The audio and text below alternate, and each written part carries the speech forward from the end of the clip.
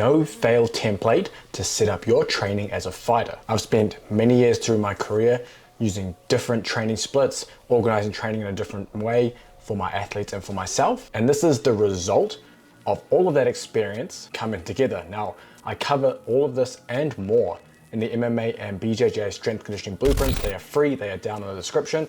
Honestly, better than a lot of books that you'll buy, and it's completely free. So make sure you check those out because I'll detail this in there and a lot more to do with your strength and conditioning. But remember, this is one template. But if you follow this template, you're guaranteed to hit everything you need to as a fighter to develop the physical qualities you need for the sports. Now, obviously, this isn't the only way to do things, and you may progress to do other forms or templates of training, which is completely fine.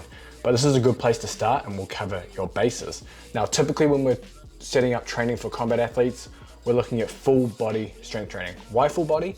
Because you only have 2, maybe 3 days a week to do your strength conditioning. And if you only have 2 or 3 days, you cannot go do body by heart splits, which you shouldn't do anyway. You cannot do push-pull legs, which you shouldn't do anyway, because you cannot touch all the qualities you need to touch on these training splits, plus the volume you're gonna do on those splits for those certain muscle groups. For example, if you're doing a push day, the volume you're doing there is going to negatively impact your technical training. So a full body approach is a better approach, plus you get more frequency touching on various qualities and muscle groups throughout the training week. So this is what the template looks like. You start with your warm-up, and typically I like to do a warm-up circuit. And these circuits will address either commonly injured areas, maybe previously injured areas, niggles, or just areas that need general improvement around mobility or strength, or things that don't typically get touched within your training program. Because you're only training 2 to 3 times a week, it means you don't have time to hit everything. So during this warm-up circuit, you might do some form of neck training, you might do some form of even extensive or submaximal plyometric work, you might do some form of various mobility exercise, thoracic rotation, etc. You do it in a circuit format. You're doing 2 to 3 sets, gets the heart rate up, gets you warm, and gets you ready to move, so you can go straight into the first part of the template. So after the warm-up circuit, you're going into your fastest movements of the day. You'll see throughout this template, it goes from fast to slow. And your fastest movements are your jumps, your plyometrics, and your throws. Now, that doesn't mean you're doing all 3 within one training session, but I lump these all in here because this is typically where they fit best within a training program. Now, there is a caveat to this. If you are an older fighter, maybe in your 40s, you've got a lot of mileage on your knees, I've found that reversing this and doing your jumps and plyometrics at the end of training, after your heavy strength training, works better. You'll find that your lower body is more prepared to handle that. So bear that in mind. But for the rest of you who are healthy, training to maximize performance in your combat sport, your jumps, plyometrics, and throws fit here. After you've completed those, you'll move into your full body power exercise. This can be typically anything that's loaded. It could be some kind of loaded jump. It could be some kind of, again, it could be a throw. It could even be heavy landmine rotations. It could be Olympic weightlifting derivatives. Anything that you're moving some form of weight quickly would fit here. Then we move into a heavy lower body exercise. Now, depending on the day of the week, this could be upper body, and you can kind of switch the order of these strength exercises because this part of the program is relatively the same. So the order you do this in does not matter as much.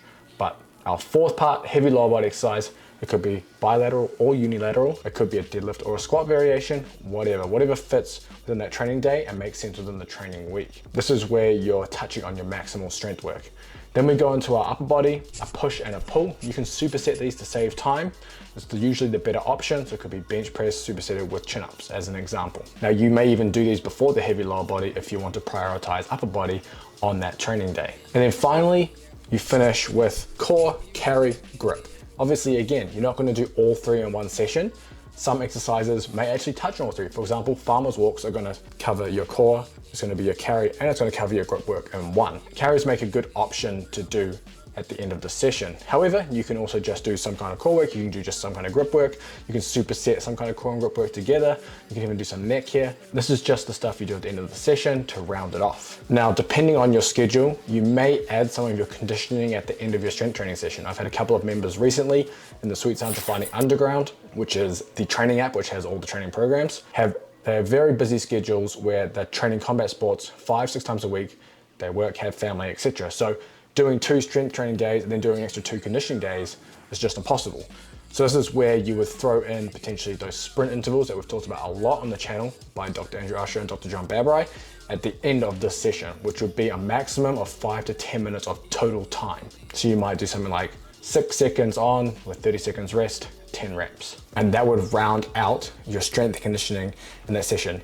Now, I detailed that you're touching on your speed through jumps, plyometrics, your full body power, and your maximal strength training. That doesn't mean that you're doing equal volumes of all of it. Now, sometimes, which there is no problem doing, but you don't want to do high volumes of all of them. And typically, depending on where you are in your training, you may emphasize one over the other. For example, if you're lacking in maximal strength, maybe you're a grappler where strength becomes more important than the jumps, plyometrics, and throws, etc. You may heavily weight this program in terms of volume towards the heavy lower body and upper body push-pull.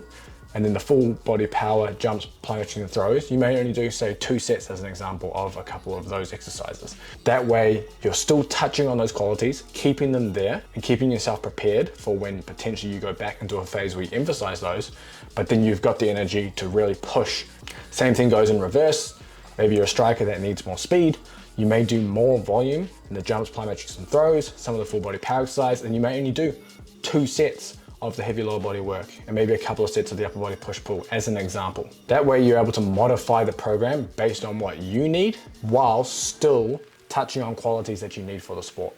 Now obviously you can, as I mentioned, modify this as well. You can start introducing complexes. Maybe if you go through a few months of this and you start to do heavy lower body exercises complex with lighter lower body jump plyometric style exercises, same with upper body. It just gives you more variation and more options to be able to create your program. So check out the MMA BJJ strength conditioning blueprints down below because they'll detail this so you have it as a reference, plus everything else in there and all the information there. But if you enjoyed this, please like and subscribe. More of you need to subscribe. So many of you watch these videos and are not subscribed to the channel. You should be. I'm dropping 3 damn videos a week now, 3 of them just for you. So make sure you subscribe and I'll see you in the next video.